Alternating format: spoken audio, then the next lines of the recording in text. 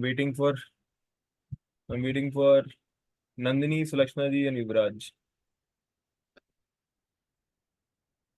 चलिए. So chapter 9A, last chapter जो हमने डिस्कस किया था, that was about offences by और relating to public servants, right. Section 166 से चालू करके 171 तक पहुंचे थे हम. और 166 हमें बताता है categorically that when a public servant disobeys law with the intent to injure somebody, तो वहां पे 166 का ऑफेंस बन जाता है. 166A specific directions of law की डिसोबेइंग के ऊपर आधारित है. 166B हमें बताता है नॉन ट्रीटमेंट ऑफ विक्टिम्स, जो 357C के साथ हम रीड करते हैं. इन चार सेक्शंस के ग्रुप में हम लोगों ने सबसे इंपॉर्टेंट बात ये देखी थी कि जब हम disobeying of direction of law की बात करते हैं तो हम उस डायरेक्शन की बात करते हैं which is a statutory direction. And if it is not a statutory direction, if it is a guideline, if it is a code of conduct, then it should specifically refer to a penalty in case of abeyance of that guideline. ठीक है. तब आपके ऊपर ये अपराध बनेगा कि जी direction का आपने उल्लंघन किया है. अगर केवल कोड ऑफ कंडक्ट बनाया गया है कि जी ऐसा मत करना और वैसा मत करना, कि सब लोग ये ध्यान रखेंगे कि हमारी ऑर्गेनाइजेशन में everybody should feel inclusive and all that, सारी ऑर्गेनाइजेशंस में होता है इंडक्शन के दौरान. तो आप किसी को इंक्लूसिव ना फील करवाने के लिए you can not make him liable कि जी इन्होंने अपराध कर दिया. It was not a direction of law and you are not a public servant, just for example, right. तो मेन बात यही है इसके अंदर. इसमें हमने केस भी देखा था, टांसी लैंड केस, जिसमें जयललिता जो थी वो इन्वॉल्व थी, जिन्होंने एक लैंड परचेज किया था 3 एकड़ के आसपास का. And under the code of conduct for ministers and all that ये लिखा गया था कि दे should not B indulging into purchasing of land and all that, but there was no penalty as such which was imposed in case of abeyance. Plus it was not a statutory law, तो उनके ऊपर वो case बना नहीं. बाकी वो जय ललिता थी तो उनके ऊपर केस वैसे भी नहीं बनना था. ठीक है. उसके बाद हम देखते हैं 167, जिसमें इनकरेक्ट फ्रेमिंग होती है. जो आपको बंदा बता रहा है वो आप लिख नहीं रहे हो, आप कुछ और लिख रहे हो. जज साहब ने आपकी स्टेटमेंट जो आप कह रहे थे वो नहीं लिखी और रजिस्टर कर दिया आपका कुछ और कॉम्प्रोमाइज. आप कॉम्प्रोमाइज के लिए आए थे, कॉम्प्रोमाइज की टर्म्स कुछ और होनी चाहिए थी, दूसरी पार्टी की सेटिंग रही और उन्होंने कुछ और करवा दिया, तो ये इनकरेक्ट फ्रेमिंग ऑफ स्टेटमेंट हो गया. ठीक है.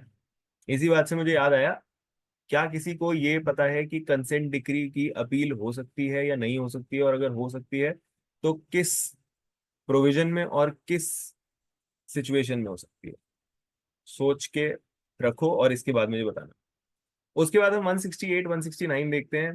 दो ऑफेंसेस जो indulging in buying and selling of property के ऊपर है. Public servant should not indulge in to buying and selling of certain properties. इसी चीज को हम लोग सीआरपीसी में भी देखते हैं, ट्रांसफर प्रॉपर्टी एक्ट में भी देखते हैं. वहां पे भी लिखा गया है कि मैजिस्ट्रेट्स और ये बाकी सारे public servant they should not indulge in to buying and selling of properties because they can unduly influence the trade. अगला बंदा जो है वो इन्फ्लुएंस में आ जाएगा, तो दे आर नॉट अलाउड. अपने प्रोफेशन के अंदर रहो. बट उसी में हमने एक केस और देखा था जिसमें there was a railway employee जो काम करने के दौरान सबैटिकल पे निकला, लीव लेके निकला, पेड लीव लेके निकला, और स्टाइपेंड पे किसी जगह पे ट्रेनिंग लेने लगा आगे की पढ़ाई के लिए या आगे के स्तर की डेजिग्नेशन पाने के लिए. That was not considered as indulging into another trade और प्रोफेशन. ठीक है. ये हो गया हमारा 178 168 169. और फिर हमने 170 में देखा when somebody personates a public servant, right. और फिर 171 में देखा जहां पे यू वियर अ गार्ब और टेक अ टोकन, जिसकी वजह से आप किसी पब्लिक सर्वेंट को इमिटेट करने की कोशिश करते हो. जो गार्ब वाला केस है उसमें सिर्फ गार्ब ले लेना, टोकन ले लेना, कैरी करना अपने आप में ऑफेंस होता है. जबकि जब हम पर्सोनेशन की बात करते हैं तो उसमें you have to gain something from the other person by using that personation and influencing the person और इंड्यूसिंग दैट पर्सन। एक तरह से चीटिंग जैसा अपराध हो गया। यही चीज हमने पीछे 140 में भी देखी थी, पर्सोनेशन। यही चीज हम लोग पर्सोनेशन और कहाँ देखते हैं, 419 में भी देखते हैं, आईपीसी 419, राइट, चीटिंग बाय पर्सोनेशन। ठीक है, तो चीटिंग वीटिंग के जितने भी हैं आप साथ में समझते हुए चलना। ये था हमारा पिछला चैप्टर। अब जो हम चैप्टर पे आ रहे हैं वो है चैप्टर 9A। ये बात करता है इलेक्शंस के बारे में। इलेक्शन का टाइम चल रहा है और इलेक्शन के मुकदमे भी आते हैं, लोगों के ऊपर मुकदमे बनते हैं, कम बनते हैं मगर बनते हैं। तो प्रैक्टिसिंग लॉयर्स के लिए it is fairly relevant, and जो कंपटीशन में बैठने वाले हैं उनके लिए तो हर चीज रेलिवेंट है। इसमें से कई बार क्वेश्चंस आए हैं, स्पेशली ऑन 171, बी, सी और डी। ये आपको पता होना चाहिए। ठीक है, ये भी याद रखना कि आगे जो अब नया लॉ आ गया है उसमें 171 ए बी सी डी की जगह इट इज नाउ 167, 168, 169, 70, 71 ऐसे करके पूरा खोल दिया है उसको। And A B C D नहीं है अभी। और दूसरा इसमें चेंज क्या किया गया है कि पहले इसमें फाइन्स थे 500 रुपए, 10 रुपए, ऐसे ऐसे गंदे गंदे से फाइन्स थे। अब उनको 5,000, 10,000 वगैरह कर दिया गया है। ठीक है, तो एक बार उस पर भी हम नजर मार लेंगे अगर हमारे पास टाइम बचा। We'll wrap this up by 10। ठीक है, चलो। अब इसके अंदर क्या क्या है इलेक्शन से रिलेटेड, पहले आप 171 ए में देखोगे कि कैंडिडेट और इलेक्टोरल राइट का मतलब क्या होता है। कैंडिडेट वो होता है जो एज अ कैंडिडेट खड़ा हो रहा होता है राइट, प्रत्याशी, चुनाव का प्रत्याशी जिसको आशा है कि वो प्रतिनिधि बन पाएगा, राइट। इलेक्टोरल राइट क्या होता है, किसी भी तरह का राइट जो इलेक्शन से रिलेटेड होता है। इलेक्शन में खड़े होने का राइट, इलेक्शन में वोट करने का राइट, ये सारे राइट्स उसमें इंक्लूडेड होते हैं। उसके बाद 171 बी जो बात करता है कि ग्रेटिफिकेशन क्या होती है, ग्रेटिफिकेशन के बारे में बात करता है। माने ब्राइबरी क्या होती है, it's a gratification that is given और टेकन और अटेम्प्टेड टू बी गिवन और टेकन। दो बातें बताई गई हैं, कंफ्यूज मत होना। दो क्लॉज पहले जो है उसमें यू हैव गिवन और टेकन, काम खत्म। अगले दो जो है उसमें you have offered to give और ऑफर्ड टू एक्सेप्ट। तो अगले दो जो है वो मतलब they are potentially attempt of bribery. ठीक है, 171 बी। उसके बाद हम देखते हैं 171 सी जिसमें आता है अनड्यू इन्फ्लुएंस एट इलेक्शन। और अनड्यू इन्फ्लुएंस का मतलब होता है कि जब आप free exercise of election right में इंटरफेयर करते हैं। वो किसी भी तरीके से हो सकता है, आपकी पोजीशन से भी हो सकता है, आपकी किसी तरह की ऑफरिंग से हो सकता है, ग्रेटिफिकेशन से होता है। इस तरीके से आप इन्फ्लुएंस कर देते हैं। हो सकता है आप किसी को डिवाइन डिसप्लेजर की धमकी देते हैं कि आप भगवान की नजर में गिर जाएंगे या अल्लाह आपको प्रताड़ित करेंगे या जो भी प्रताड़ित करेगा आपको। ठीक है, फिर 171 डी जिसमें बात होती है पर्सोनेशन की। अगर आप किसी भी और के नाम से अप्लाई करते हैं और वो नाम या तो पहले ही उस नाम पे वोट हो चुका है या वो नाम गलत है, माने फिक्टिशियस है, या वो मर चुका है, और फिर आप उसको यूज करने की कोशिश करते हैं विद द मोटिव दैट एक एक्स्ट्रा वोट पड़ सके, तो वो हो जाएगी हमारी पर्सोनेशन। ध्यान रखना इसमें जो शब्द यूज किया गया है वो है applies. Even if a person applies for somebody else's name when he goes to vote or as a candidate, उसका अपराध वहीं बन चुका है। इट इज नॉट इंपॉर्टेंट कि उसके बाद वो वोट पड़े या वो वोट ऐड हो बैलेट में। जैसे ही उसने अप्लाई कर दिया with somebody else's name, he has committed the offense। ठीक है, ये बात 171 डी में हमको याद रखनी है। 171 ई में फिर पनिशमेंट फॉर ब्राइबरी है। पहले वो केवल अच्छा, पहले भी वो 1 साल की थी, आज भी वो 1 साल की है। फिर ट्रीटिंग माने खाना पीना खिलाना, उसके लिए आपको केवल फाइन मिलेगा। उसके बाद 171 एफ हमें पनिशमेंट फॉर अनड्यू इन्फ्लुएंस या फिर पर्सोनेशन दोनों को एक साथ बताता है। इसके ऊपर एमसीक्यू बहुत बार बनता है क्योंकि बच्चे कंफ्यूज हो जाते हैं कि अलग सेक्शन में होगा शायद, मगर ये एक ही सेक्शन में है जो है 171 एफ। ठीक है, उसके बाद false statement in connection with an election 171 G में आ गया। आप फॉल्स स्टेटमेंट देते हैं कोई गलत कुछ भी स्टेटमेंट बना देते हैं जिसकी वजह से दूसरों के ऊपर कुछ इन्फ्लुएंस बढ़ता है, तो that again is an offence कि आपने, it's like defamation. But defamation जो होती है वो पर्टिकुलरली रेप्यूटेशन को खराब करने के लिए होती है, यहाँ पे आप इलेक्शन के रिजल्ट को इन्फ्लुएंस करने के लिए करते हैं। तो 171 जी को डेफेमेशन का अपराध मान के चल सकते हो आप, अलाइन कर सकते हो उसके साथ। 171 H है illegal payments in connection with an election. इसमें ये बोलता है कि अगर एक कैंडिडेट इलेक्शन में खड़ा होता है तो उसके नाम से कोई भी पेमेंट करना तब तक इनवैलिड, इलीगल होगा जब तक आप उससे कंसेंट नहीं ले लेते। इसका मोटिव ये है कि कोई भी आदमी इलेक्शन को अपनी मर्जी से इन्फ्लुएंस ना कर सके, just because of the reason that he has huge pockets, just because उसका नाम अंबानी है, वो पैसा देकर काम ना कर सके। एंड कैंडिडेट्स जो हैं उनका, उनके ऊपर क्या पैसा खर्च हुआ इलेक्शन पे, उन्होंने किस तरह की कैंपेनिंग करी, किस तरह का पैसा खर्च किया, इस चीज का एक रिकॉर्ड बन सके। अब वो लोग तो बना रहे हैं रिकॉर्ड कि हमने इतना पैसा खर्च किया, वहां से मुकेश अंबानी आए और 5,000 करोड़ में सब पूरा शहर खरीद दे, सारे वोट खरीद लिए, बाद में जाके इनके सर पे आ जाएगी कि आपने गलत तरीके से इन्फ्लुएंस किया लोगों को। तो nobody can make illegal payments in connection with elections, ठीक है, फॉर कैंडिडेट। इसको ये मत समझना जो वो इलीगल पेमेंट होती है, ग्रेटिफिकेशन वगैरह, वो हम पीछे कवर कर चुके हैं, दैट इज अनदर थिंग।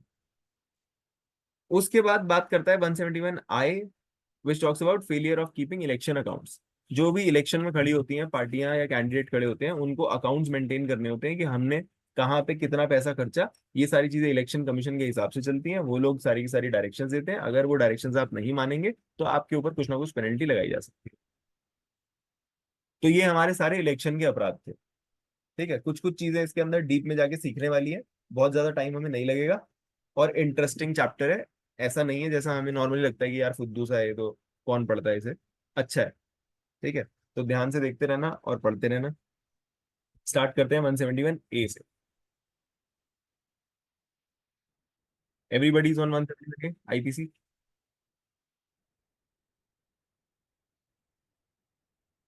चलो जी, ठीक है। नाउ 171A, जिसमें बात होती है कैंडिडेट, इलेक्टोरल राइट, और उन दोनों को कर दिया define.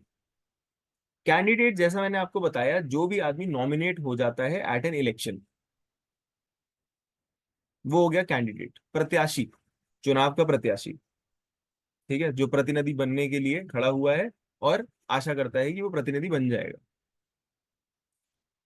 Electoral right means the right of a person to stand और नॉट टू स्टैंड, और to withdraw from being a candidate, और टू वोट और refrain from voting at an election.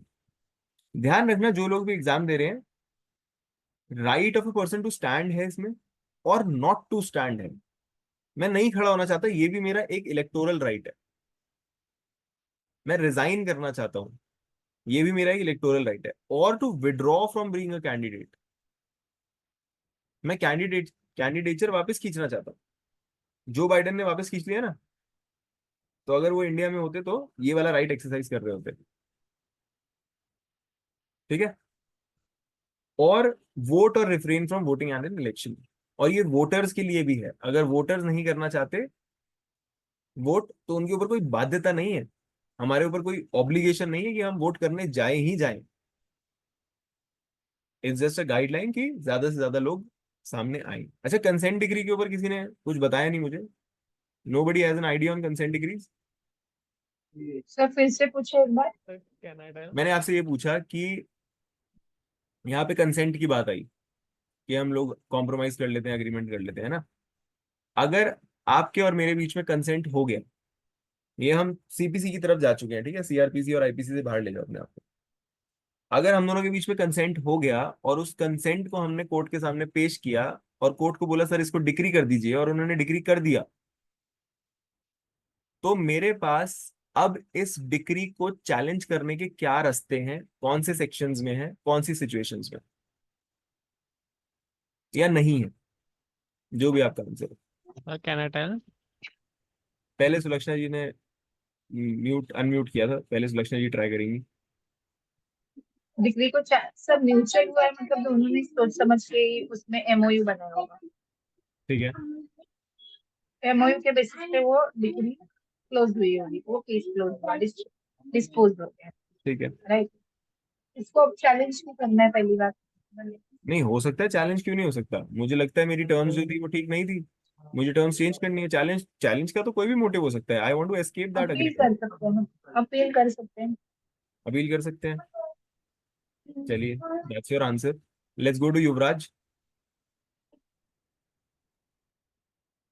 Sir, we have section 93, 96, sub clause B, no, subsection 3, which deals with the non-appeal, which bars the appeal of consent decree, and we have Order 23, Rule 3, and Rule 3A, where there is a explicit bar on challenging the consent decree, and it can only be challenged, means it cannot be appealed. Where it can be means उसको उसी court के अंदर challenge, उसके उसी court के अंदर challenge करना जिसने वो कंसेंट डिक्री बनाई है, okay. on only on the basis of fraud, and it was drawn by fraud, and we have to read with the order 43 rule 1A का सब रूल 2, उसके अंदर दिया हुआ कि अगर appealable, I mean we have to say it, क्या उसके अंदर होगा यही ऑर्डर? प्रोविजन दिया है उसी ऑर्डर कोर्ट के फोर्टी अंदर थ्री क्या आता है। बोलेगा? क्या बोलता है ऑर्डर 43? सर ऑर्डर 43 के अंदर होता है कि लेट मी सी एक मिनट। चलो, बहुत बढ़िया आपने बताया। Yuvraj has touch upon all the relevant sections for us, ठीक है। तो सीपीसी के अंदर 96(3), order 23 rule 3A, and order 43 rule 1 का सबसेक्शन 2,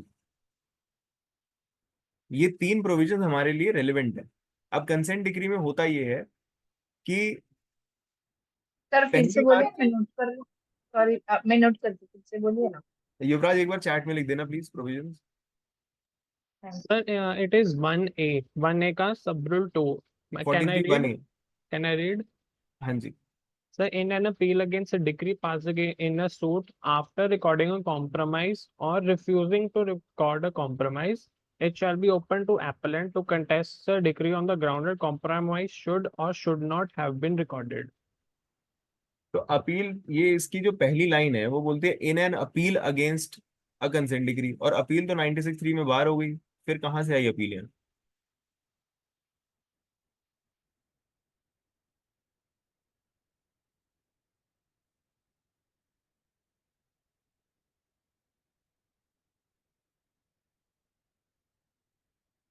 है ना? सोचने वाली बात है। ऐसे ही ऑर्डर 23 में अगर आप जाओगे तो वहां पे अपील के बारे में बार बार नहीं लगाया गया, वहां पे बार लगाया गया फ्रेश सूट पे।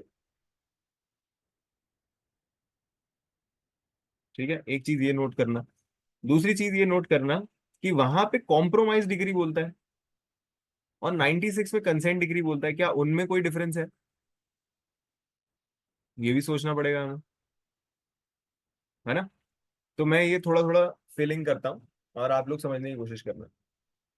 सो कंसेंट डिग्री, पहली बात तो ये होती है कि आपके और मेरे बीच में कॉम्प्रोमाइज हो जाता है, हम कंपाउंड कर लेते हैं।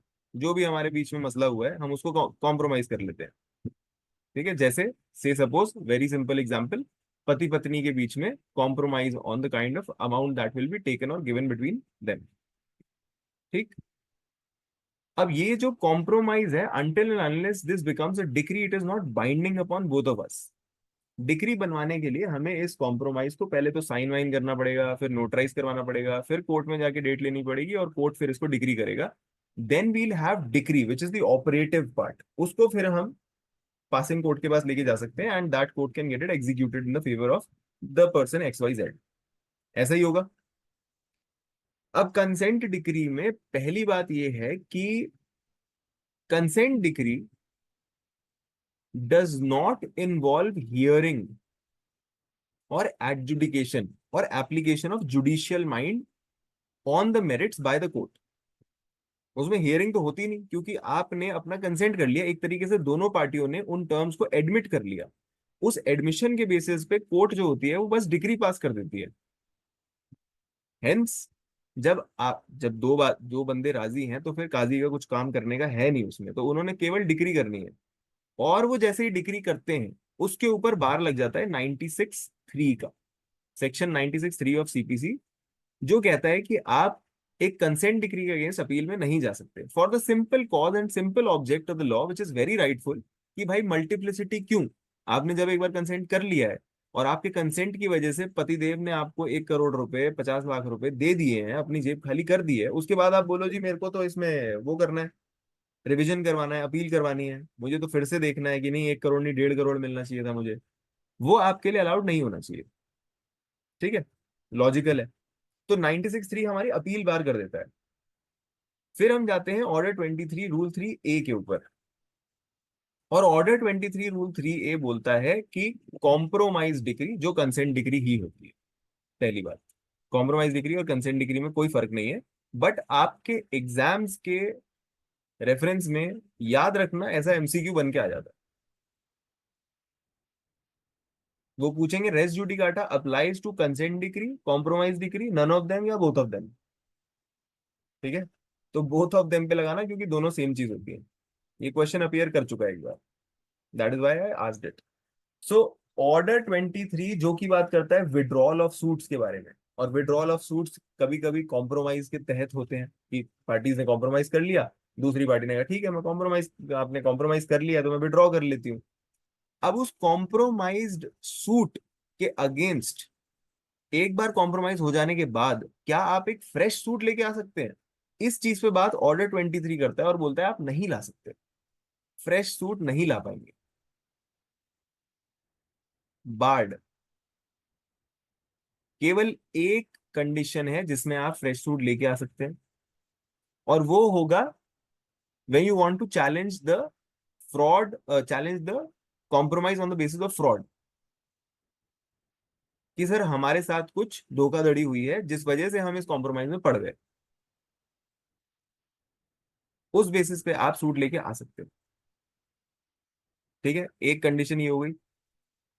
This was the first way जिसमें आप किसी तरह का एक चैलेंज पेश कर सकते हैं अगेंस्ट अ कंसेंट डिग्री, और आप अगर ये प्रूव कर देंगे कि मेरे साथ फ्रॉड हुआ, किस तरह का फ्रॉड हुआ भाई आपके साथ? सर पत्नी मैं हूं, ये आदमी मेरा पति कोर्ट के सामने जाके खड़ा हो गया और किसी और औरत को मेरे नाम से अपनी पत्नी बना के गया और वहां पे साइन करवा लिया, और कोर्ट ने ऐसा मानते हुए कि मैं हूं वो औरत डिक्री कर मारी, तो फ्रॉड हो गया ना। ऐसा अगर केस हुआ उस केस में आप फिर फ्रेश सूट लेके आ सकते हैं। ऑर्डर 23 फिर उसको बार नहीं करेगा because there is only one ground that it gives you which is fraud. ठीक, यहां तक क्लियर सबको? अब आते हैं हम ऑर्डर 43 रूल 3A के सबसेक्शन 2 पे, सब क्लॉज 2 पे, सब रूल 2 पे। वो बोलता है in an appeal against decree you can only challenge the order. अब ध्यान रखना उसके अंदर ये बोला जा रहा है कि आप केवल accepting of the compromise and refusing to order a compromise, इस चीज को चैलेंज कर सकते हैं। मतलब आप डिक्री को चैलेंज नहीं कर सकते, डिक्री पे तो बार लगा दिया था 96(3) ने और उसकी हम बात मान के चल रहे हैं। आप किस चीज को चैलेंज कर सकते हैं under order 43? The order of refusing और accepting to record that very compromise, कि सर नीचे वाली कोर्ट ने जो ऑर्डर दिया ना कि अच्छा ठीक है आप हमारे पास ये अग्रीमेंट लेके आए हो, नोटरी करवा के आए हो, एफिडेविट्स लगवा के आए हो, ले आओ, हम इसके ऊपर डिक्री करेंगे, वी विल कंसिडर डिक्रीइंग इट। ये ऑर्डर हुआ ना, एक डिग्री तो बाद में होगी, मगर पहले एक ऑर्डर होगा कि ठीक है हम एक्सेप्ट करते हैं कि आपके कॉम्प्रोमाइज के ऊपर हम डिग्री करेंगे। अगर आपकी फॉर्मेलिटीज पूरी तरह से ठीक है, पार्टीज एकदम ठीक है, सारी चीजें कोर्ट देख चुकी है, तो वो ऑर्डर करेगी। या फिर कोर्ट बोलेगी कि नहीं, रिजेक्टेड, हम इस पे डिक्री ही नहीं करेंगे, रिजेक्शन कर दिया, तो वो रिजेक्शन का ऑर्डर या फिर एक्सेप्टिंग का ऑर्डर, उसके ऊपर आप चैलेंज डाल सकते हैं in appeal to the higher court under order 43 as a challenge to the order, not a challenge to the decree. Getting it? So हमने क्या समझा, ये दूसरा तरीका था।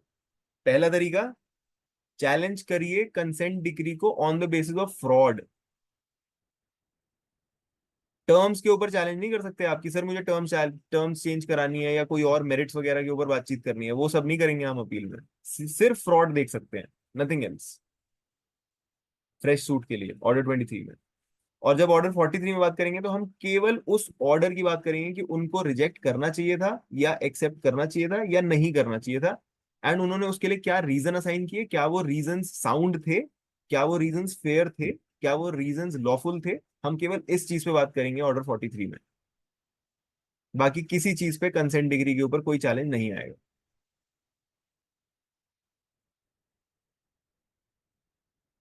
ठीक है। इसके साथ एक एडिशनल बात और याद रखना कि जो ऑर्डर 23 में बात हुई है फ्रेश सूट लाने की, उसके ऊपर सुप्रीम कोर्ट की लेटेस्ट रूलिंग ये है कि आप फ्रेश सूट नहीं लेके आओगे। उस फ्रेश सूट का मतलब हम इस तरह से लेके चलेंगे कि आप किसी नई कोर्ट में नहीं जाओगे। जिस कोर्ट ने वो डिग्री पास करी थी, जिस कोर्ट ने आपके कॉम्प्रोमाइज को डिग्री करा था, उसी कोर्ट के पास रिव्यू में जाओगे। It is not a fresh suit. Statute के हिसाब से फ्रेश सूट लिखा गया है, मगर उसको हम रिव्यू मान के चलते हैं। उसी कोर्ट के पास जाओ और उनको बोलो सर एक बार फिर से इसको खोलो, on the basis of what, you are challenging the factum of the agreement, कि सर फ्रॉड हुआ है, ये होना ही नहीं चाहिए था, ये अग्रीमेंट ही गड़बड़ है, मैं वहां पे प्रेजेंट ही नहीं थी, या मैंने जो टर्म्स बोली थी वो टर्म्स इसमें डाली नहीं गई, बाद में इसकी फ्रेमिंग इनकरेक्टली करी गई है, ऐसा कुछ हुआ है मेरे साथ। तो उस तरीके से आप चैलेंज कर सकते हो। तो हमने बस तीन बातें नोट करके रखनी है। ऑर्डर 20, पहली बात 96(3) अपील को बार करता है। ऑर्डर 23 फ्रेश सूट को बार करता है, मगर आप केवल फ्रॉड और फैक्टम के बेसिस पे आ सकते हैं और उसको रिव्यू में डाला जाएगा, फ्रेश सूट में नहीं डाला जाएगा। ऑर्डर 43 में आप केवल ऑर्डर को चैलेंज करते हैं, वो ऑर्डर जिसके तहत कोर्ट ने एक्सेप्ट किया या फिर रिजेक्ट किया कि हम कॉम्प्रोमाइज रिकॉर्ड करेंगे या नहीं करेंगे। ठीक है, क्लियर है सबको? चलो, एक क्वेश्चन ये बन के आता है एग्जाम में कि कंसेंट डिक्री के ऊपर रेस जुडिकाटा अप्लाई करता है या नहीं करता है।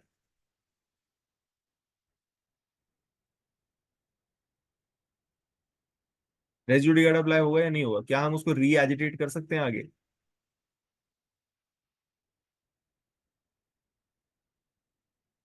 ये क्वेश्चन मेंस में बन के आया था कि बताओ रेस जुडिकाटा बनेगा कंसेंट डिग्री पे या नहीं बनेगा, और क्या अगर वो नहीं बनेगा तो हम उसे री एजिटेट कर सकते हैं या नहीं। तो उसका जवाब ये है कि रेस जुडिकाटा तो नहीं बनेगा, for the simple reason that adjudication ही नहीं हुई।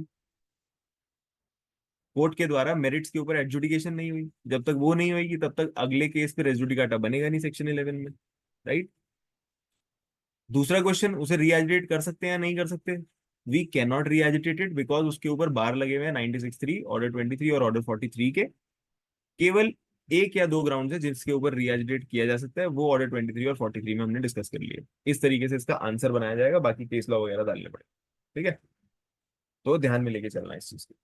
चलिए, अब आ जाते हैं वापस आईपीसी पे। अगर किसी का क्वेश्चन आता है उस चीज पे तो मेरे से पूछ लेना। अब हमने 171A में देखा दैट कैंडिडेट क्या होता है और इलेक्टोरल राइट क्या होता है। नाउ, जो हमारा ये चैप्टर इंट्रोड्यूस किया गया है, ये 1920 की एक्ट से डाला गया था आईपीसी के अंदर। 1920 की एक्ट थी जिसका नाम था election, Indian election offences and inquiries act. इस एक्ट के अंडर इसको आईपीसी में डाला गया था। दूसरी बात ये ध्यान रखना कि जब हम बात करते हैं इलेक्शंस की, इलेक्शन का मतलब केवल राज्यसभा, लोकसभा या विधानसभा या विधान परिषद नहीं है। It does not mean the house of people, the house of states, the legislative assembly और द लेजिस्लेटिव काउंसिल ओनली। तो फिर इसका मतलब क्या है? इसका मतलब काफी ज्यादा व्यापक है। काफी सारे और इलेक्शंस जहां पे इलेक्शन की पद्धति यूज होती है, द सिस्टम इज इलेक्शन, जहां पे आपको मेंबर्स को इलेक्शन के थ्रू चूज करना होता है, वो सारी authorities, not private authorities, private में जैसा मर्जी इलेक्शन चलता हो, not a problem, public authorities में जहां पे भी इलेक्शन की पद्धति यूज करी जाती है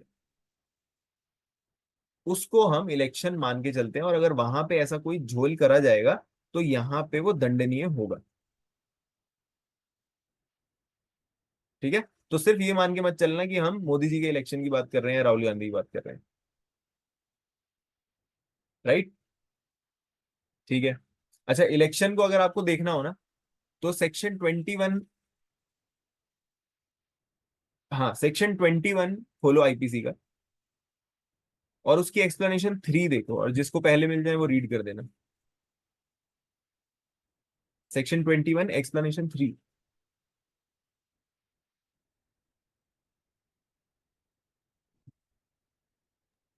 The word election denotes an election for the purpose of selecting members of any legislative, municipal, or other public authority of whatever character. The method of selection to which is by or under any law prescribed as by election. बस, तो क्या बता रहा है section 21 का explanation 3 कि election के अंदर भाई लेजिस्लेटिव बॉडीज तो आती हैं, म्यूनिसिपल बॉडीज तो आती ही हैं, अदर बॉडीज भी आती हैं, जिसके अंदर बाय लॉ ये बताया गया है कि यहाँ पे इलेक्ट करने का सिस्टम, किसी आदमी को सिलेक्ट करने का और रिप्रेजेंटेटिव बनाने का या किसी पद पे बैठाने का सिस्टम जो है वो इलेक्शन होगा। तो वो सारी चीजें इसके अंदर आ जाएंगी। ठीक है ना, तो ये मत समझ के चलना कि this is not relevant for you as a practising lawyer,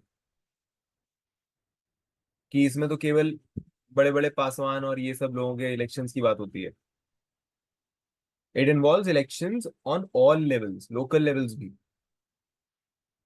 तो it's very very relevant for us. ठीक है जी, अगली चीज देखते हैं।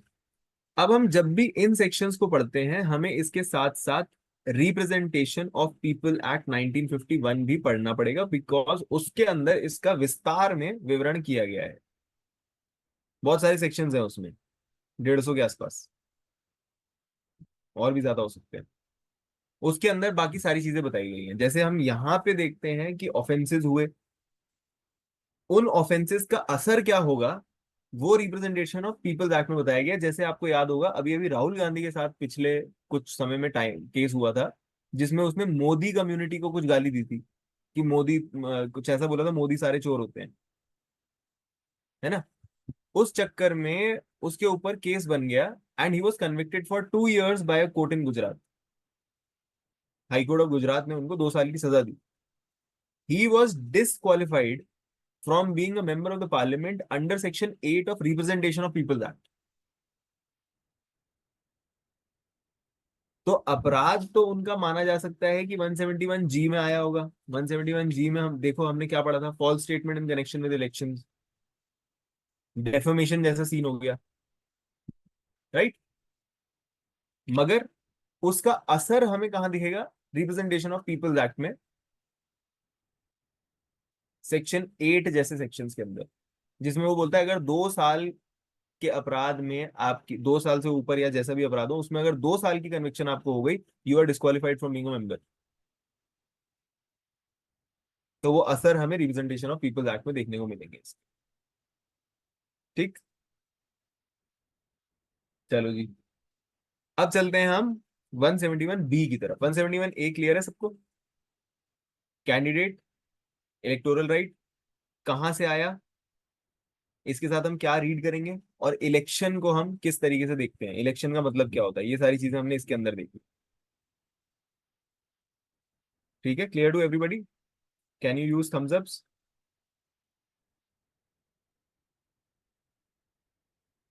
ठीक है जी, परफेक्ट। 171B ये बात करता है ब्राइबरी की। 171B से ब्राइबरी, याद रखना कॉम्पिटिशन वालों के लिए ब्राइबरी का बहुत बार पूछा जाता है कहाँ पे डिफाइंड है और डेफिनेशन क्या है। रीड करते हैं। पहला पॉइंट कहता है whoever gives a gratification. Gratification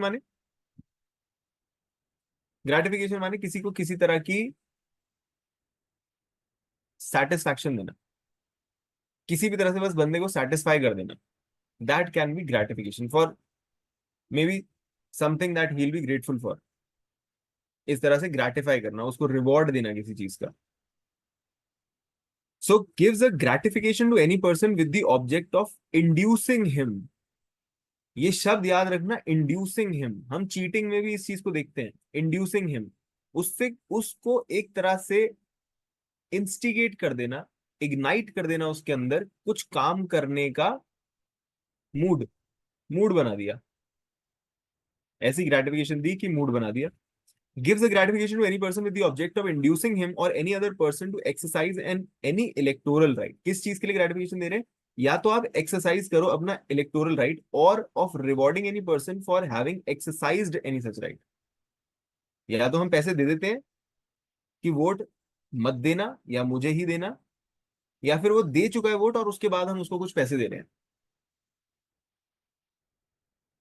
ठीक है, जैसे अभी अभी कांग्रेस ने किया था कि आप अगर वोट देंगे तो 8,000 रुपये मिलेंगे आपको साल के, है ना। But that was a public policy का पार्ट, तो उसको हम कंसिडर नहीं करते, क्योंकि पब्लिक पॉलिसी या पब्लिक एक्शन का प्रॉमिस करना, ये सारी चीजों का अपराध अभी तक हमारे यहाँ नहीं बना है। एक केस है फ्रीबीज केस के नाम से मशहूर, एस सुब्रमण्यम नाम से। एस सुब्रमण्यम नाम से एक केस है फ्रीबीज केस, जिसके अंदर सुप्रीम कोर्ट के सामने एक क्वेश्चन आया था कि सर ये जो रेवड़ियां बांटते हैं पार्टीज, उनको किस तरह से देखा जाना चाहिए, उससे अपराध बनता है या नहीं बनता। तो सुप्रीम कोर्ट ने बोला स्टैट्यूटरीली तो अभी अपराध नहीं बनता है, but election commission can come up with certain rules, and उसको अगर स्पेसिफिक अपराध बनाना चाहे, उसके ऊपर पेनल्टी इंपोज करना चाहे तो वो कर सकते हैं। तो इलेक्शन कमीशन को उस चीज की पावर दे दी गई, सुप्रीम कोर्ट ने उसमें इंटरफेयर नहीं किया। आगे अभी वो केस आएगा तो मैं आपको उसकी साइटेशन बता दूंगा। ठीक है, तो पहली चीज क्या हो गई, gives gratification for something to be done और something that has already been done. Second part, accept either for himself, या तो अपने लिए वो कुछ पैसा एक्सेप्ट कर रहा है, जो वोट डालने जा रहा है वो कहता है ठीक है जी लाओ 10,000 रुपए, 1,000 रुपए, 2,000 रुपए, दारू की बोतल। और for any other person any gratification as an award, माने दूसरे के लिए लेने जा रहा है कि ठीक है मैं अपने बच्चों से भी वोटिंग करवा दूंगा, as a reward for exercising any such right और फॉर इंड्यूसिंग और attempting to induce any other person to exercise such right. अपने लिए ले रहा है, या फिर कह रहा है कि ठीक है मैं अपने घर में भी जितने लोग हैं उन सबसे भी आप ही को वोट दिलवाऊंगा। Commits the offence of bribery. ये दोनों तरीकों से ऑफेंस हो सकता है ब्राइबरी का, देना भी और लेना भी, दोनों ही ब्राइबरी कहलाएंगे। ठीक है, provided that declaration of public policy, यही बात मैं कर रहा था जब मैंने बोला कि कांग्रेस ने जो वो बांटा था 8,000 रुपए, दैट इज पब्लिक पॉलिसी। या प्रॉमिस ऑफ पब्लिक एक्शन, कि आगे जाके हम आपको कुछ देंगे या कुछ प्रोवाइड करवाएंगे, एमएसपी करवा देंगे, जैसे फार्मर्स के लिए किया था एमएसपी वगैरह प्रोवाइड करवाने का सीन। वो सारी चीजें shall not be an offence under this section.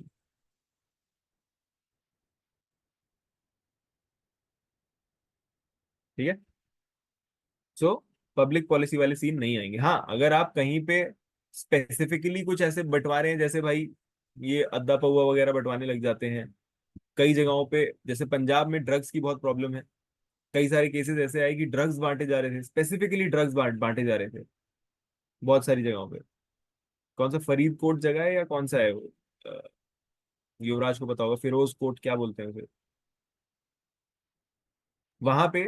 Faridkot, Faridkot, I I think guess so. Faridkot, वैसे तो मेरे ख्याल पाकिस्तान जा ऊपर चुका है वो पार्ट, कुछ और ऐसे ही एफ से ही नाम था उसका, जहां से न्यूज फाजिल आई का थी। होएगा, फाजिल का। हाँ हो सकता है। तो वहां पे ड्रग्स बांटे जा रहे थे, that is not public policy, that is not promise of public action, कि हम चलो आपको ड्रग्स प्रोवाइड करवाएंगे, यूथ को बोल रहे हैं आपको ड्रग्स प्रोवाइड कराएंगे, कॉलेज के बच्चों को बोल रहे हैं आप वोट करो हम ड्रग्स प्रोवाइड करेंगे, दैट्स नॉट पब्लिक एक्शन। कहीं अगला बोले कि नहीं जी सर पब्लिक के लिए इन्होंने एक्शन प्रॉमिस किया है, हम पब्लिक हैं, कॉलेज के बच्चे हैं, so it has to be legitimate promise under the law, और public policy that you are promising, कि चलो ठीक है आगे जाके हम आप लोगों के लिए ये करेंगे। फार्मर्स के लिए जो बहुत प्रोटेस्ट चल रहा था कि आपके लिए कुछ करेंगे, जैसे उनको बोला गया एमएसपी वगैरह हम आपकी बढ़ाएंगे, जो आप एमएसपी की डिमांड कर रहे हैं वो नहीं हम कर सकते, बट आपके लिए कुछ ना कुछ इंक्रीज करेंगे, जो इस बार के बजट में इन्होंने किया। तो कोई ये चैलेंज नहीं कर सकता कि सर आपने ये जो एमएसपी में बजट बढ़ाया है, एमएसपी प्रोवाइड कर रहे हैं आप फार्मर्स को, वो ग्रेटिफिकेशन है। ठीक है, वो ब्राइबरी में आता है, ऐसा नहीं बोला जा सकता। That's a part of public policy. ठीक है। Second part, a person who offers और अग्रीज टू गिव। अब जो हमने पीछे देखा ना, गिव्स एंड ऑब्टेन्स, उसी का बस यहाँ पे क्या है, अटेम्प्ट हो रहा है, ध्यान से देखना। A person who offers, offer माने दूंगा तेरे को बाद में, or agrees to give or offers to or attempt to procure a gratification shall be deemed to be giving a gratification. कि भाई तुझे मंग लेके दे दूंगा, फोन लेके दे दूंगा, तुझे पैसा लाके दे दूंगा, बाद की बात हो रही है, अग्रीमेंट बनाया जा रहा है। एंड तीसरा, अ पर्सन हु ऑब्टेन्स और अग्रीज टू एक्सेप्ट और अटेम्प्ट्स, ऊपर हो रहा था ऑफरिंग, यहाँ पे हो रहा है ऑब्टेन्स, और एक्सेप्ट्स और attempts to obtain a gratification shall be deemed to accept a gratification, and a person who accepts a gratification as a motive for doing what he does not intend to do, or as reward for doing what he has not done, shall be deemed to have accepted the gratification as reward. उसने ली तो है gratification कुछ करने के लिए, मगर उसके बाद वो वोट देने गया नहीं। इसका मतलब ये नहीं है कि उसके ऊपर ब्राइबरी नहीं लगेगी, ब्राइबरी तब भी लगेगी, चाहे आप वोट देने जाओ चाहे ना जाओ, आपने एक्सेप्ट कर लिया ना, तो वो ब्राइबरी हो गई। ठीक है, ये हो गया हमारा ब्राइबरी के बारे में। अच्छा, ब्राइबरी के बारे में हमें एक दो चीजें याद रखनी है। पहली बात, ब्राइबरी जो होती है, इट्स नॉट ओनली पेक्यूनरी, केवल आप पैसे से उसको तोल पाओ या केवल पैसे ही देना ब्राइबरी है, ऐसा नहीं मान के चल सकते। It's not always pecuniary. एक केस हुआ इसके अंदर जिसका नाम है इकबाल सिंह वर्सेस गुरदास सिंह 1976। इकबाल सिंह वर्सेस गुरदास सिंह 1976।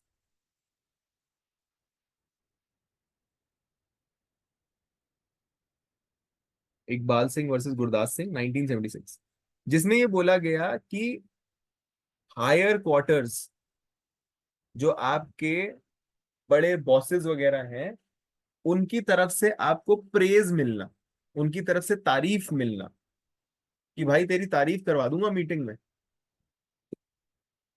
उनके कान में तेरे बारे में अच्छी अच्छी बातें भरूंगा, this is not a gratification.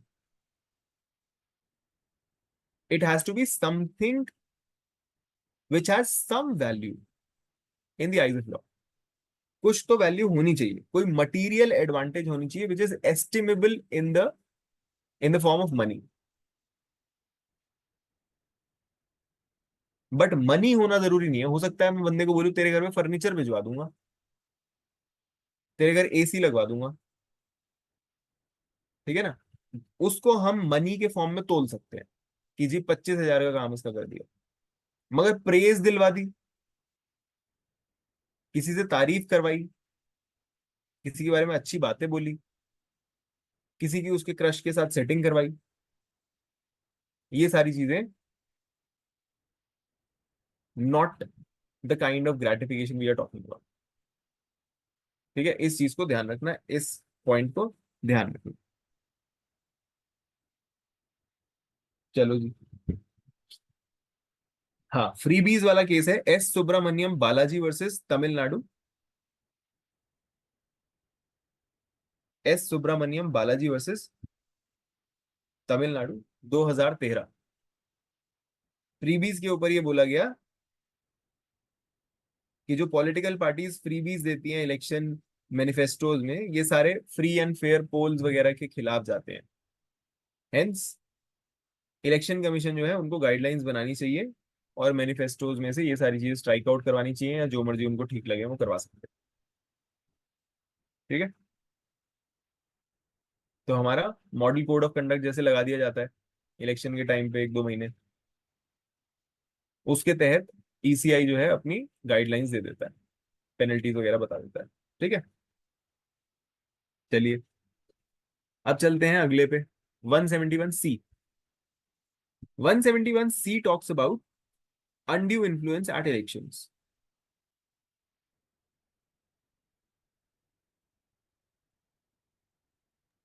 Sir S Subramaniam Balaji versus. Tamil Nadu 2013।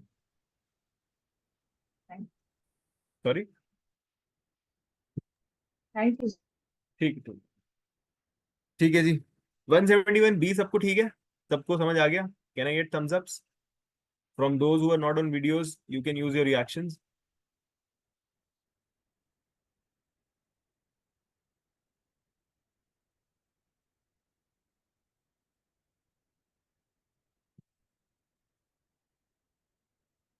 I hope Shivani and Rishiji, both of you are pacing along and everybody is understanding. चलिए 171 सी बात करते हैं अनड्यू इन्फ्लुएंस की। अनड्यू इन्फ्लुएंस माने असम में प्रभाव होना किसी के ऊपर, गलत तरह का प्रभाव होना, अनड्यू। और उस प्रभाव के कारण हम उससे कुछ ऐसा करवा लेते हैं जो उसे नहीं करना चाहिए था, या वो शायद ना करता अगर उसके ऊपर वो प्रभाव ना होता। राइट। कॉन्ट्रैक्ट एक्ट में भी हम अनड्यू इन्फ्लुएंस देखते हैं। अगर अनड्यू इन्फ्लुएंस एक्सरसाइज किया जाए तो हमारा कॉन्ट्रैक्ट वॉइडेबल बन जाता है। बिकॉज अगर अनड्यू इन्फ्लुएंस लग जाए या फ्रॉड लग जाए या कोई और ऐसी चीज लग जाए तो हमारा कंसेंट खत्म हो जाता है, वॉलिशन खत्म हो जाता है, वॉलेंटरीनेस खत्म हो जाती है। और वो ना हो तो हमारे इलेक्शंस और जो पोलिंग है that will not be free anymore. Right. Hence undue influence at election has been made a crime. अब ये बोलता है whoever voluntarily interferes or attempts to interfere with the free exercise of electoral right, ये इसका main point है। Free exercise of electoral right माने अपनी इच्छा से उनका जो इलेक्टोरल राइट है उसको वो प्रभावित कर सके, उसका क्रियान्वयन कर सके। उनके ऊपर ये प्रभाव नहीं होना चाहिए कि मुझे पैसे मिलेंगे या नहीं मिलेंगे, या मेरे घर वालों को कोई इंजरी करी जाएगी, या मेरे ऊपर किसी तरह का कोई पाप लगेगा। ऐसा कोई भी उनके ऊपर प्रभाव नहीं होना चाहिए। और प्रभाव वही आदमी डाल सकता है जिसकी आपके ऊपर कुछ अथॉरिटी होती है, याद रखना। कोई छोटा बच्चा आपके ऊपर प्रभाव नहीं डाल सकता, या आपका इक्वल आपके ऊपर प्रभाव मुश्किल से ही डाल सकता है। आपसे ऊपर होता है वो बंदा जो आपके ऊपर प्रभाव डालता है। ठीक है। Commits the offence of undue influence at elections, elections के रेफरेंस में होना चाहिए। सेकेंड पॉइंट बोलता है without prejudice to the generality of the provisions of subsection 1। ऊपर वाला प्रोविजन तो हमने जनरल बनाया है, अब उसके अंदर की हम स्पेसिफिक बातें बताते हैं आपको। हुएवर थ्रेटन्स एनी कैंडिडेट और वोटर, कैंडिडेट को या वोटर को थ्रेटन किया जा रहा है, और एनी पर्सन इन हुम अ कैंडिडेट और voter is interested with injury of any kind. आप इंजरी करने वाले हैं, आप उसको डराते धमकाते हैं कि घर से उठवा लेंगे आपको, घर वालों को कुछ नुकसान पहुंचा सकते हैं। ठीक है। ऐसा अगर कुछ नुकसान आप आदमी को दिखाते हैं तो आप अनड्यूली उसको इन्फ्लुएंस करते हैं।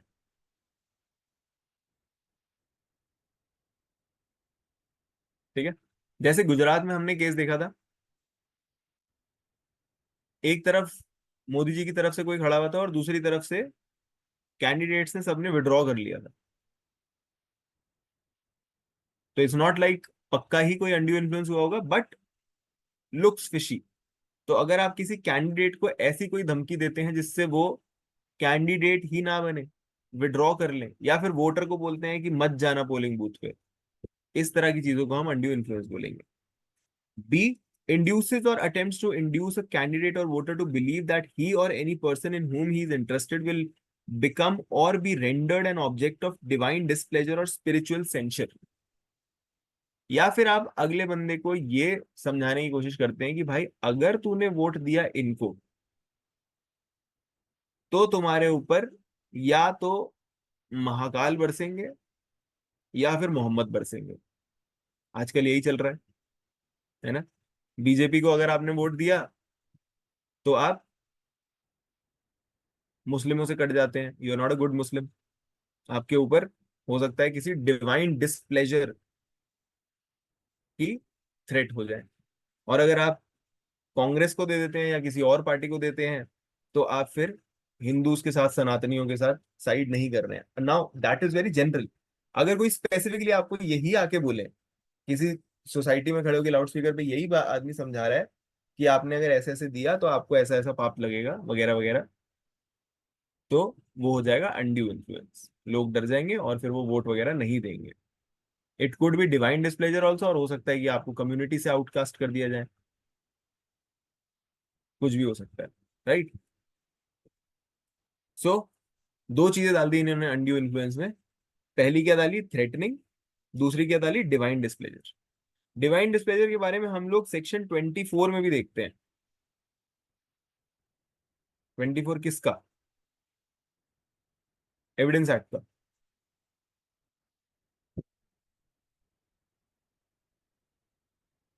वहां पे भी the way we interpret that section is कि अगर आपको डिवाइन डिस्प्लेजर दिखाया जाता है तो that is also an inducement, और अगर उस इंड्यूसमेंट में आपने कोई कन्फेशन या कोई स्टेटमेंट दी है तो उस स्टेटमेंट को हम मान्य नहीं मानते, उसकी उतनी वैल्यू नहीं रह जाती। ठीक है। या फिर वहां पे ये भी लिखा है टेम्पोरल काइंड, टेम्पोरल नेचर का, अगर आपको कोई नुकसान होने वाला है, आपकी हड्डियां वड्डियां तोड़ दी जाएंगी, तो वहां पे भी एग्जैक्टली यही अनड्यू इन्फ्लुएंस की बात हो रही है। ठीक है। इसी तरीके से हम आपका सीआरपीसी में भी देखते हैं, अगर स्टेटमेंट्स के टाइम पे आपके ऊपर कोई इंड्यूसमेंट है, 163 163 सीआरपीसी बोलती है कि अगर 161 की स्टेटमेंट्स के टाइम आपके ऊपर कोई दबाव है तो वो भी आपकी खराब हो जाती है स्टेटमेंट्स। राइट। तो ये बहुत सारी जगहों पे undue influence. Shall be deemed to interfere with free exercise of electoral right of such candidate or voter within the meaning of subsection 1. A declaration of public policy or a promise of public action or mere exercise of a legal right without intent to interfere with the electoral right shall not be deemed to be an interference within the meaning of this section. अगर आप public right में बात कर रहे हैं, public policy में बात कर रहे हैं, या अपने किसी लीगल राइट के तहत रहते हुए बात कर रहे हैं, then it is not a problem. आपका लीगल राइट हो सकता है स्पीच एंड एक्सप्रेशन का फ्रीडम। आप अगर किसी को ये समझाना चाहते हैं, जैसे अब हमारे ये हैं जग्गी सदगुरु, कई लोगों को समझाते रहते हैं कि जी मोदी जी जो है ऐसा ऐसा काम अच्छा कर रहे हैं, बढ़िया कर रहे हैं, उनका काम है प्रवचन देना, उसमें हो सकता है कहीं पे थोड़ा स्पिरिचुअलिटी की भी बात कर दें, it's his legal right, he is in his right to express his thoughts on it, but he should not be influencing people by actually telling them कि भाई पाप ही लगेगा अगर मोदी को वोट नहीं दिया। राइट। या फिर एक वो डॉक्टर आते हैं इनके मुस्लिम्स के, जिनका अलहमदुलिल्लाह ऐसे करके आता है बड़ा मीम वगैरह,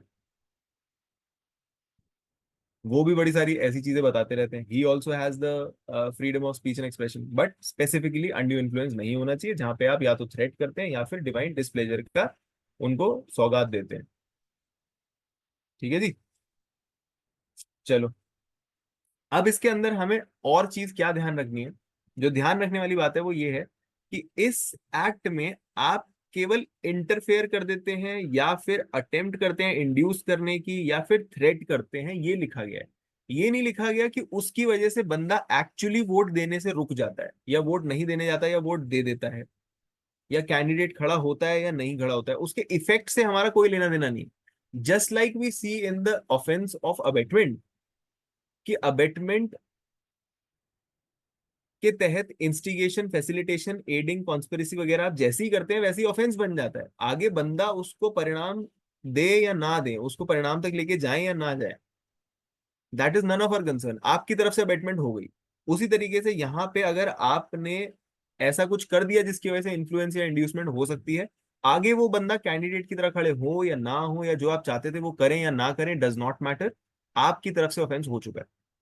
तो ये ध्यान रखना, ऑफेंस यहाँ पे केवल आपके इन्फ्लुएंस करने से हो जाता है, इन्फ्लुएंस होता है अगला बंदा अल्टीमेटली या नहीं, उससे हमें कोई फर्क नहीं पड़ता।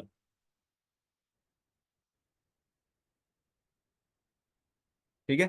यही चीज हम आगे भी देखेंगे जब बंदा अप्लाई करेगा फॉर पर्सोनेशन, किसी और के नाम से अप्लाई करेगा इलेक्शन के टाइम पे, और उस केस में भी केवल अप्लाई कर देना ही बहुत है, उसका असर हो, वो वोटिंग काउंट में बढ़ोतरी करता है या नहीं करता है, उससे हमें कोई फर्क नहीं पड़ता। ठीक है। तो ये ध्यान रखना, ऑफेंस कंप्लीट कब होता है ये हमारे लिए जानना बहुत इंपॉर्टेंट है। ठीक है। दूसरी बात इसमें ये ध्यान रखना कि अगर आप नेचुरली एक लेजिटिमेट तरीके से सपोर्ट इकट्ठा कर रहे हैं, परसुएड करने की कोशिश कर रहे हैं लोगों को, जैसे बहुत सारे पॉलिटिकल लीडर्स करते हैं, जिसके अंदर 50 तरह की बातें होती हैं, हो सकता है कोई हलाल वेरिफिकेशन को जस्टिफाई करता हूं, उस हिसाब से परसुएड करने की कोशिश कर रहा है, कोई रैली में खड़े होके बोलता है मनमोहन सिंह ने ऐसी स्पीच दी थी, आपको वहां वोट नहीं देना चाहिए, उस तरीके से कैनवास करने की कोशिश करता है। हो सकता है कोई खालसा पंथ को किसी तरीके से परसुएट करने की कोशिश करता हूँ, कोई जैनिज्म को करने की कोशिश करता हूँ, कोई माइनॉरिटीज को करने की कोशिश करता हूँ, रिजर्वेशन के हिसाब से करने की कोशिश करता हूँ। ये सारी चीजों को हम लेजिटिमेट तरीके बोलते हैं, दैट्स ओनली परसुएशन। जब हमें किसी को इस सेक्शन के अंडर लाना होगा तो हमें बहुत स्पेसिफिक होना होगा। आप जनरली नहीं ला सकते। Generally they have the right to try and canvass as many people, as large a mass as they can for their political parties. It's not a problem. It will not be called undue influence. ठीक है, ये चीज ध्यान रखनी है आपने जब भी आप इस पे आर्ग्यूमेंट करें या फिर आंसर लिखें। ठीक है, इसके अंदर एक केस हुआ जिसका नाम था चरण लाल साहू वर्सेस ज्ञानी जैल सिंह, 1984। चरण लाल साहू वर्सेस ज्ञानी gel Singh, ZAIL, gel Singh, 1984।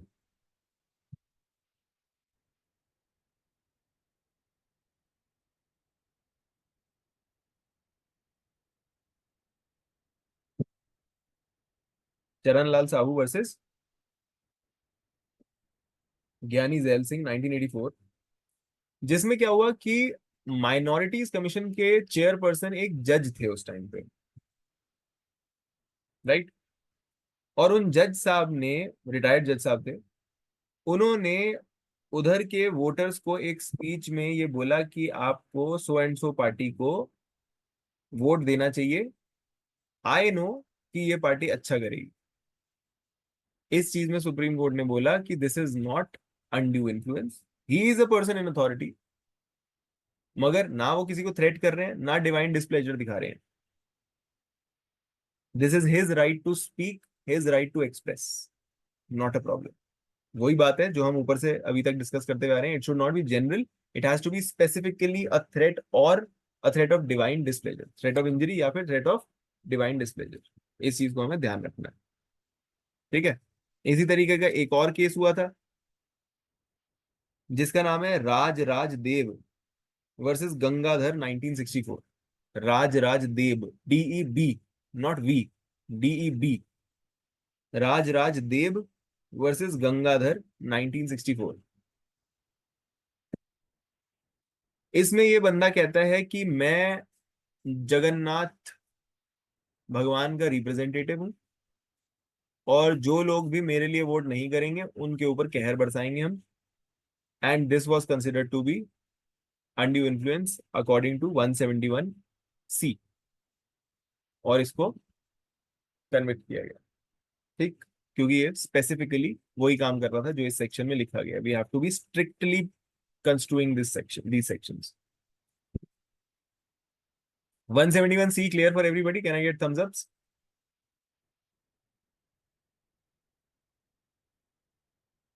ठीक है जी, परफेक्ट। चलिए, अब आते हैं हम 171D पे, जो बात करता है पर्सोनेशन की। पर्सोनेशन में हम पहले भी बात कर चुके हैं, और इसमें हमारे लिए सबसे इंपॉर्टेंट शब्द क्या है? Applies. However at an election applies for a voting paper. Applies, केवल अप्लाई करने पे ऑफेंस बन जाएगा। जैसे कॉन्स्पिरेसी में केवल अग्री करने पे ऑफेंस बन जाता है, जैसे अबेटमेंट में केवल किसी को इंड्यूस, एड या फैसिलिटेट करने से ऑफेंस बन जाता है, वैसे ही यहाँ पे केवल अप्लाई करने से किसी और के नाम पे एज अ वोटर और एज अ कैंडिडेट आपका ऑफेंस बन जाएगा। उसके बाद वो ऐड होता है या नहीं होता है उससे हमें कोई लेना देना नहीं। 171D says whoever at an election applies for a voting paper or votes in the name of any other person, या तो वो अप्लाई करता है या फिर वोट कर देता है। ठीक है ना, स्पेसिफिकली अलग किया गया है उसे। आप वोट कर दो तो ऑफेंस है ही, मगर आप केवल अप्लाई भी करो तो भी वो ऑफेंस है। Applies for a voting paper और votes in the name of another person whether living और डेड, चाहे वो लिविंग हो चाहे डेड हो। ठीक है, जैसे हम फ्रॉड के केस में देखते हैं 463 464 में एक्सप्लेन किया गया है कि फ्रॉडुलेंट सिग्नेचर्स चाहे लिविंग पर्सन के हो, चाहे डेड पर्सन के हो, चाहे फिक्टिशियस पर्सन के हो, चाहे रियल पर्सन के हो, इट इज अ फॉर्जरी। उसी तरीके से पर्सोनेशन भी, चाहे लिविंग पर्सन की हो, चाहे डेड पर्सन की हो, चाहे फिक्टिशियस पर्सन की हो, चाहे एक्चुअल पर्सन की हो, इट इज पर्सोनेशन। दोनों चीजों को दिमाग में ध्यान से लेते हुए चलना, ठीक है। Whether living or dead or in a fictitious name, or who having voted once at such election applies at the same election for a voting paper in his own name। एक बार पहले वोट दे चुका है, फिर से आ गया vote देने। And whoever abets, procures or attempts to procure the voting by any person in any such way, या फिर किसी और से ऐसा काम कराता है कि भाई तू 2 बार कर इसको, 2 बार जा और वोट दे, या किसी फिक्टिशियस आदमी के नाम पे वोट दे दे, किसी का भी नाम लगा के, अब तुम्हारे पिताजी मर चुके हैं, उनका उनके नाम से भी एक वोट डाल दो, किसी को किसी भी बुड्ढे को पकड़ के ले आए और उनके नाम से वोट डलवा दिया। दूसरी स्टेट से लोग लेके आए और उनको यहाँ पे वोट डलवा दिया। जैसे अभी पीछे केस आया था, जो बहुत सारे बिहार के लोग थे जो लेबरर्स थे, उनके नाम से उन्होंने यहाँ पे भी वोट डलवा दिया और वहां भी वोट, दिल्ली में भी वोट डलवा दिया और उधर भी वोट डलवा दिया बिहार में, ठीक है। तो ऐसी सिचुएशन में पर्सोनेशन मानी जाएगी, चाहे आप खुद करो चाहे किसी और से कराओ, ध्यान रखना। और चाहे आप अप्लाई करो, केवल अप्लाई करो, या वोट ही कर दो 2 बार, या गलत आदमी के नाम पे, हर सिचुएशन में इसको पर्सोनेशन माना जाएगा, राइट।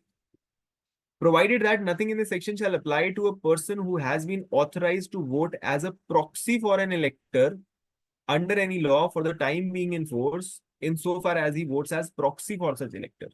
जो प्रॉक्सी वोटर्स होते हैं उन लोगों को हम पर्सोनेशन नहीं मानते फॉर ऑब्वियस रीजन। जैसे बड़े बड़े लोग होते हैं, या कोई बंदा बीमार होता है, जैसे अभी जो लास्ट इलेक्शन हुआ उसके अंदर इन्होंने ये योजना चलाई थी कि 80 साल से ऊपर के जो होते हैं उन लोगों के लिए हम घर की सुविधा करेंगे, या फिर उनकी तरफ से उनके घर वाले जो हैं वो वोट डालने आ सकते हैं, उनका डॉक्यूमेंटेशन लेके आ सकते हैं और उनके नाम से वोट डाल सकते हैं, ताकि उनको घर से बाहर ना निकलना पड़े, 90 साल से ऊपर वालों के लिए था।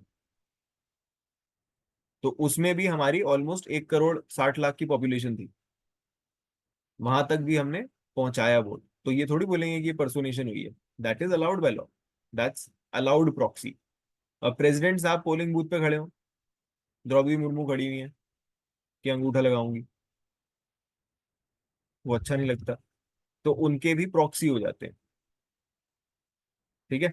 कुछ एक योजना शायद अभी आगे बात कर रहे थे इस इलेक्शन में, पता नहीं एग्जीक्यूट हुई या नहीं हुई, जो लोग बाहर बैठे हैं इंडिया से उन लोगों के लिए भी प्रॉक्सी करवाया जाए, जो लोग हैं तो यहीं के मगर कुछ टाइम के लिए बाहर गए हैं, बट वो हो नहीं पाया because does not really add up to the logic, ठीक है। चलिए, अब पर्सोनेशन में हमें ध्यान यही रखना है कि एक तो फिक्टिशियस नेम, लिविंग, डेड, इन सब नाम पे भी हो सकता है। दूसरी बात, 2 बार वोट करने वाला सीन भी पर्सोनेशन के अंदर डाला गया है। तीसरी बात, आपके पास अ,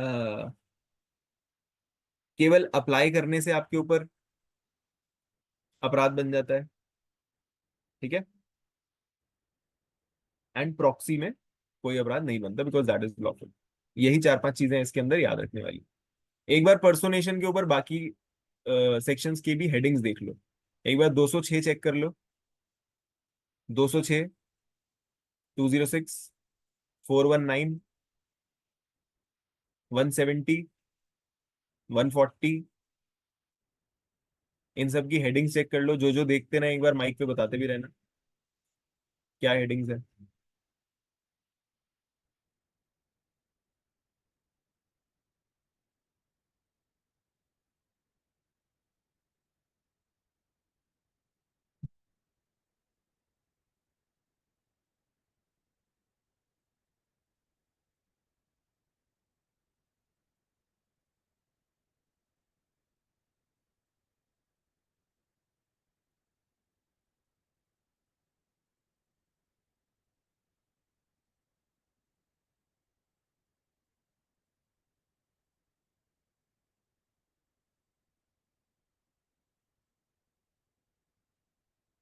जिसको भी मिल जाए वो बताते रहना,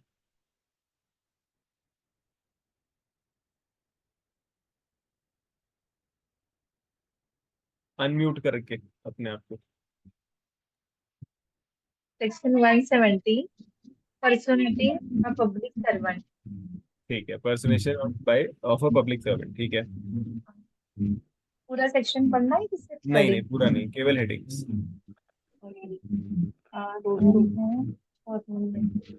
205 false personation for purpose of acting or proceeding in suit for prosecution. 205 है ये? 205 206 अच्छा, 205 में है, ठीक है। अगर प्रोसिक्यूशन के टाइम में आप लोग पर्सोनेशन करते हैं, ठीक है। उसके बाद 419 भी देखा, 419।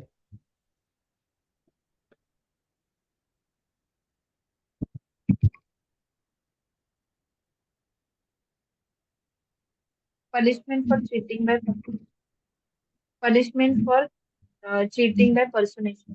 चीटिंग में पर्सनेशन 416 और 419 को हम एक साथ पढ़ते हैं। 419 में 416 की ही पनिशमेंट दी गई है।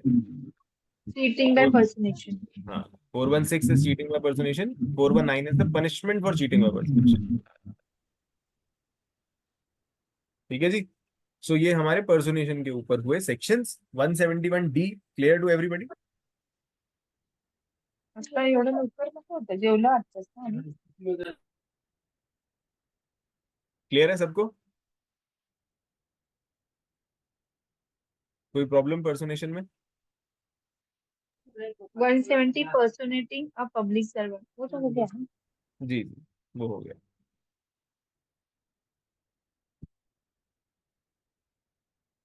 ठीक है, waiting for your indication. If everything is clear will go ahead.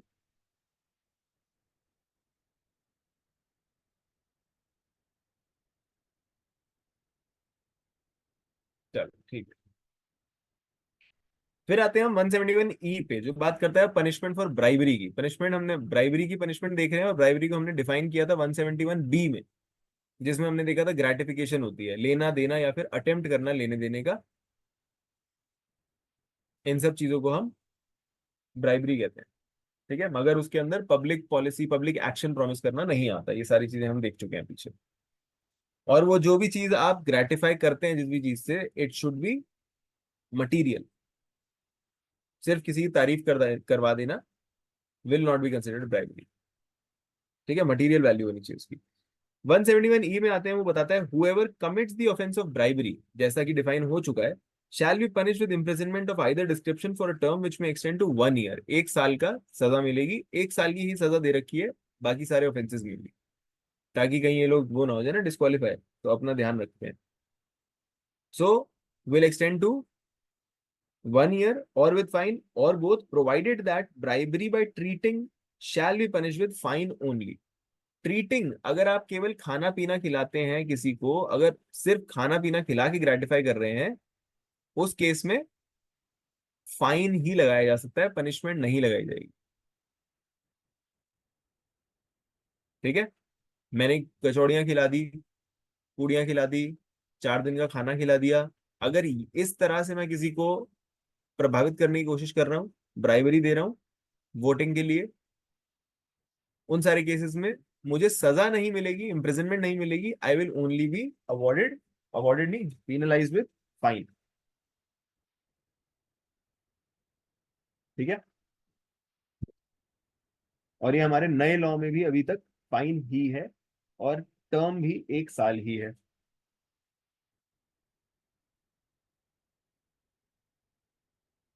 और एक्सप्लेनेशन में समझाता है ट्रीटिंग का मतलब क्या होता है। Treating means the form of bribery where the gratification consists in food, drink, entertainment or provision. आप खाना देते हैं, ड्रिंक देते हैं, एंटरटेनमेंट करवाते हैं, कि भाई किसी को बुला लिया। बहुत बहुत सारे यहाँ गांव वगैरह में भी अभी न्यूज आई कि इन्होंने बुला लिए डांसर्स, कि आपके लिए शो करवाएंगे, और वोटिंग वगैरह करवा ली उनसे। एंड प्रोविजन, कि आपको कुछ ना कुछ प्रोवाइड करवाएंगे, आपको पैसा प्रोवाइड कराएंगे या कोई फैसिलिटी प्रोवाइड कराएंगे, ये सारी चीजें, ठीक है। ये सारी चीजें ट्रीटिंग मानी जाएगी। चलो, इसको और अच्छे से हमारा उसमें डिफाइन किया गया, रिप्रेजेंटेशन ऑफ पीपल एक्ट है, उसमें 123 124 सेक्शन है कुछ, उसके अंदर डिफाइन किया गया ट्रीटिंग वगैरह में क्या आता है क्या नहीं आता है, वहां पे पूरा अच्छे से एक्सपैंड किया गया इन सारी चीजों को, इलेक्शन के जितनी भी रिलेटेड चीजें।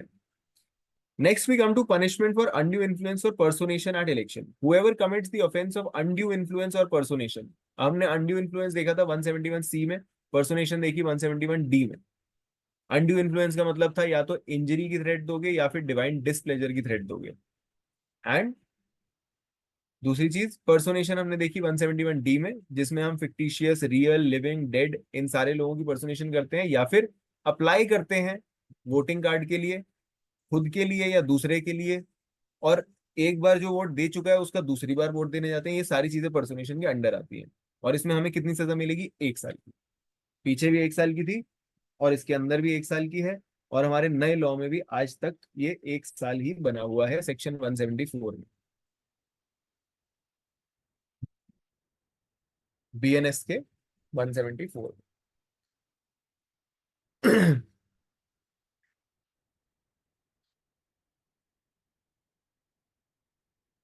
ठीक है,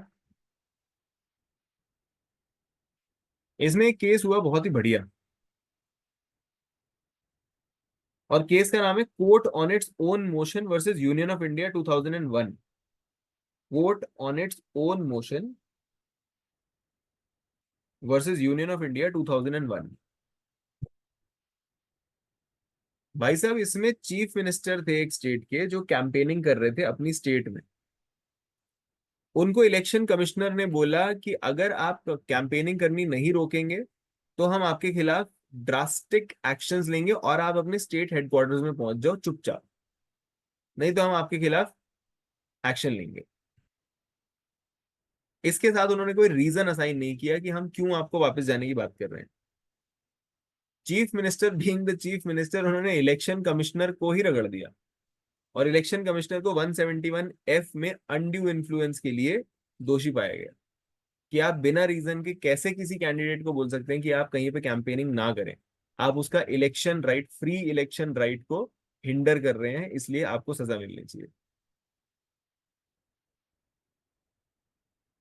तो मुख्यमंत्री ने इलेक्शन कमिश्नर को ही, चुनाव आयुक्त को ही 171F में रगड़वा दिया। ठीक है, चलिए एक और केस इसमें ऐसा हुआ जिसके अंदर somebody came to the polling booth और वो किसी और के नाम की स्लिप लेके आया, किसी और का आधार कार्ड वगैरह ऐसा पर्ची लेके आया। अभी तक उसने वोट नहीं दिया था, स्टिल उसको वहां होने की वजह से, according to the provisions that we see in section 114 of Indian evidence act, 106 of Indian evidence act, जहां पे हम देखते हैं स्पेशल नॉलेज किसी को होती है तो हम प्रिज्यूम करते हैं कि इसको वो नॉलेज थी, इसका वो मोटिव था, इसकी वो इंटेंशन थी, उस चीज के लिए इसको पनिश कर दिया गया, ऑल्दो उसने अभी तक वोट नहीं किया था, जैसे हम पीछे देख के आए। ठीक है, तो इस केस में इसको पनिश किया गया। इसका नाम था ई अनूप वर्सेस स्टेट 2007। ई अनूप वर्सेस स्टेट 2007। ई अनूप वर्सेस स्टेट 2007।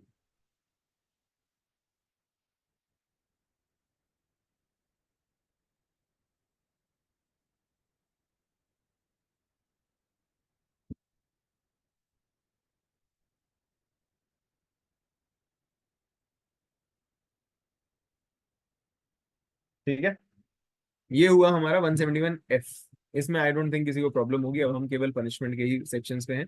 171G बात करता है false statement in connection with an election, and it says whoever with intent to affect the result of election makes or publish any statement purporting to be a statement of fact which is false, पता है आपको कि आप झूठ बोल रहे हैं, and which he either knows or believes to be false or does not believe it to be true in relation to personal character। ये बात इस पे ध्यान देने वाली है कि आप किसी के पर्सनल कैरेक्टर या कंडक्ट की बात कर रहे हैं, जनरल बात नहीं कर रहे हैं कि जी सारे संघी ऐसे ही होते हैं, सारे कांग्रेसी ऐसे होते हैं, सारे ही डीएमके वाले ऐसे होते हैं। हम पब्लिक जनरल कंडक्ट की बात नहीं कर रहे हैं, हम बात कर रहे हैं ऑफ स्पेसिफिक कंडक्ट कि जी मेरे को पता है मोदी जी तो ऐसे हैं, मुझे पता है कि राहुल गांधी तो ऐसे हैं, मैया मोइत्रे मोइत्रे तो ऐसी हैं, ठीक है, बहन जी तो ऐसी हैं। ये ऐसे पर्सनल कैरेक्टर पे रिमार्क्स होते हैं या कंडक्ट पे रिमार्क्स होते हैं और आप पब्लिश कर देते हैं उस चीज को, उन स्टेटमेंट्स को, तो आप 171G में आ जाएंगे। The only condition is it should be something which is done with the motive of affecting the results of the elections. एक तरह से डेफेमेशन करना, ताकि लोगों का आपके ऊपर से विश्वास उठ जाए। ठीक, ये 171G में आता है। और उसमें क्या होगा, shall be punish with fine. आपके ऊपर फाइन लगाया जाएगा। फाइन के ऊपर कितना लगना चाहिए कितना नहीं लगना चाहिए, इस चीज की कोई बात नहीं करेगी। आईपीसी में सेक्शन 63 है, जो बताता है कि जब फाइन लगाया जाता है तो फाइन के ऊपर कोई सीमा नहीं लगाई गई है। द ओनली बार और the only guideline is that it should not be excessive, otherwise there is no limit. इसी तरीके से सेक्शन 440 ऑफ सीआरपीसी है, जो बोलता है जो बॉन्ड्स आपसे साइन करवाए जाते हैं उन पे भी कोई लिमिट नहीं है, but they should not be excessive. तो section 63 and 440 of CRPC, 63 of IPC, 440 of CRPC, इन दोनों को भी अपने संज्ञान में रखें।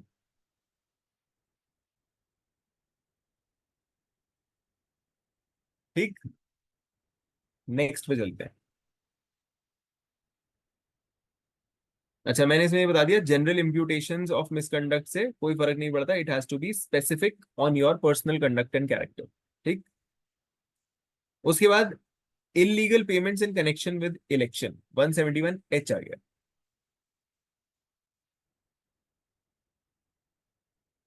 वन 171H बात करता है however without general or special authority in writing. In writing होनी चाहिए, कैंडिडेट से वो अथॉरिटी मिली होनी चाहिए कि आप उसकी पेमेंट कर सके। without the general or special authority by the candidate in writing, incurs or authorizes expense on account of holding any public meeting or advertisement or circular or publication, whatsoever purpose for promoting or procuring election of the candidate shall be punished with fine which may extend to 500 rupees।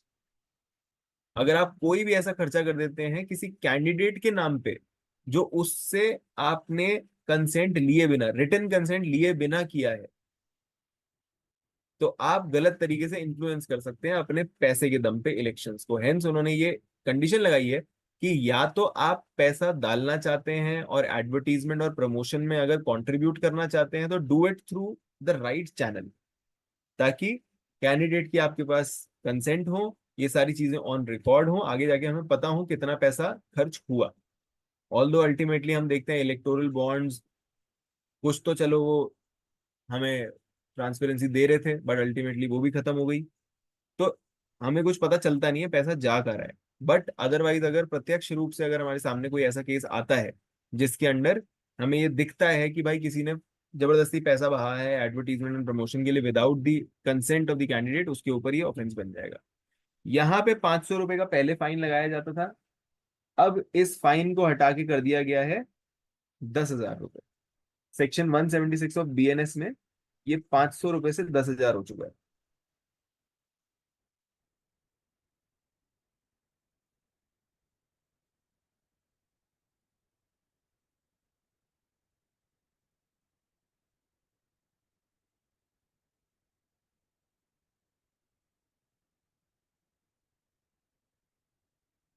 ठीक है, provided that if any person having incurred, अब आपने इनकर तो कर दिया मगर अभी तक कंसेंट नहीं ली थी, तो वो कंसेंट आप आगे 10 दिन में ले सकते हो। So provided that if any person having incurred such expense not exceeding the amount of 10 rupees, 10 रुपए से ज्यादा का अगर होगा तो आपको कंसेंट लेनी ही पड़ेगी। 10 रुपए से नीचे का अगर है, छोटी मोटी चीज अगर आपने करी है बहुत, without the authority obtains within 10 days from the date on which such expense were incurred the approval and writing of the candidate, he shall be deemed to have incurred such expenses with the authority of the candidate। तो एक तरीके से practically अगर हम देखें तो हर तरह की चीज में आपको कंसेंट लेनी ही पड़ेगी, क्योंकि 10 रुपए में आजकल कुछ होता नहीं, तो कंसेंट लेनी जरूरी है। 10 दिन के अंदर अगर आपने ले ली तो एक तरह से रैटिफिकेशन क्लॉज है ये, अगर उन्होंने रैटिफाई कर दिया 10 दिन के अंदर अंदर आपने करवा लिया तो आपके ऊपर 171H नहीं बनेगा। ठीक, उसके बाद आता है आखिरी section 171I, which talks about failure to keep general election accounts, जिसमें ये होता है कि भाई इन लोगों के ऊपर गाइडलाइंस लगाई गई हैं पार्टीज के ऊपर कि आपको ऑडिट वगैरह के लिए दिखाने पड़ते हैं अपने सारे अकाउंट्स वगैरह, कितना पैसा आया कितना नहीं आया। जैसे हमने अभी पीछे लिस्ट देखी थी, किसको कितना पैसा मिला हुआ है। बीजेपी को सबसे ज्यादा मिला था, टीएमसी को उसके बाद मिला था, फिर कांग्रेस को मिला था, फिर सपा को मिला था। तो ये सारी चीजें हमारे सामने होनी चाहिए, इसलिए इनके ऊपर गाइडलाइंस होती हैं कि ये इलेक्शन कमीशन में बार बार टाइम टू टाइम अपने रिकॉर्ड सबमिट करते हैं, हमारे पास कितना पैसा है और कितना पैसा हमने खर्च किया, ताकि हमें पता चलता रहे कि क्या क्या एक्टिविटी हो रही है। तो अगर ये अकाउंट्स ना रखे जाएं तो आपके ऊपर इलेक्शन कमीशन पेनल्टी वगैरह लगा सकती है और आपके ऊपर 171 आई का ऑफेंस बनेगा, जो कि आज बीएनएस के तहत 177 बन चुका है, सेक्शन 177। यहां पे पहले 500 का था और अब बीएनएस में 5000 हो चुका है। इलीगल पेमेंट्स के केस में 10,000 हो चुका है, अकाउंट्स ना रखने के केस में 5,000 हो चुका है, याद रखना। और ये आखिरी सेक्शन है जो बोलता है whoever being required by any law for the time being in force or any rule having force of law to keep accounts of the expenses incurred at or in the connection with an election fails to keep such accounts shall be punished with fine which may extend to 500 rupees, जो अब 5,000 हो चुका है, याद रखना। ठीक है जी, ये हमारा चैप्टर 9A हुआ खत्म। इसमें अगर किसी को कोई दिक्कत परेशानी हो, कोई भी क्वेश्चन हो तो आप पूछ सकते हैं, किसी और सब्जेक्ट में कोई परेशानी हो तो पूछ सकते हैं। सर आपने जो लास्ट में 2 केस क्लास बताए ना वो नहीं मिले मुझे। एक तो नहीं मिले कोर्ट और तो एक बार नहीं मे आपको बी। मैं साइटेशन बता देता हूँ, फिर ट्राई कर लेना। कौन से वाले को ढूंढा आपने? और ये court on on motion versus union of India ये 2001। ये है 2001 CRLJ 225 Punjab and Haryana, 225 citation है इसकी, ठीक है। और दूसरा ई अनु वर्सेस स्टेट 2007। ई अनूप वर्सेस स्टेट 2007 है आपका केरल CRLJ 2968, केरल CRLJ 2968, ठीक है।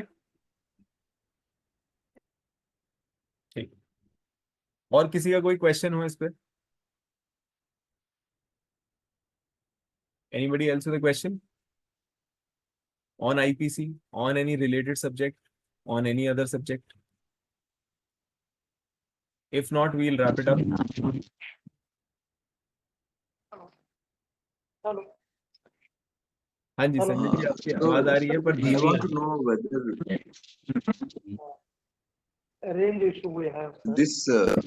this video will be uploaded on website or it will be also uploaded on YouTube. Sir website पे होगी, ये तो यूट्यूब का लेक्चर नहीं है। वैसे डिपेंड करता है, Okay. It's teams description, team को जैसा लगता है मार्केटिंग के लिए और जैसा भी उनको प्रोडक्ट के लिए ठीक लगता है, वो जिस चैनल पे डालना चाहे डाल दे। After how many days this will be available on the website? आज क्या है, वेंसडे, फ्राइडे तक आ जाएगी sir. Okay. Now the second point which I wanted to request you, I think last week you gave a reference that LCI is organizing. I want you to send us the link for joining that, and LCI is organizing what? a course on forensic. Course on forensics, हाँ आगे medical reports के ऊपर course आ रहा है। हाँ जी, हाँ जी। हाँ तो वो उसका जैसे एनरोलमेंट शुरू हो गया है क्या अभी? एनरोलमेंट चालू हो चुका है, आप लोगों को एनरोलमेंट का मैं लिंक भेज दूंगा, आप वो कर लेना। हमारे और हमारे ग्रुप में भेज दीजिए। भेज देंगे सर, अभी कैंपेनिंग में ही है वो। We actually have a little disturbance going on in the team. We had to fire 2 people and now we are finding replacements. तो उसमें थोड़ा टाइम लग रहा है, तो अभी 5-7 दिन थोड़ा डिस्टर्ब्ड है, उसके बाद आपको कैंपेन्स मिल जाएंगे सारे। ओके, बट लिंक तो आप भेज दीजिए ना उसको। लिंक भेज दूंगा मैं आपको, अलग से भेज दूंगा। But in the group also also you can share so everybody can get? Group पे भी आ जाएगी सर, वो कैंपेनिंग टीम के हिसाब से होती है ना, वो मैं अपने हिसाब से नहीं भेजता, आपको तो आप अलग से मेरे भेजूंगा। मेरे को भेज दीजिए। हाँ मैं आपको भेज दूंगा। Thank you very much, thank you. Right. Sanjay ji आप कुछ पूछना चाह रहे थे, थोड़ा लाउड पूछना, आपका जो माइक है वो काम नहीं कर रहा है।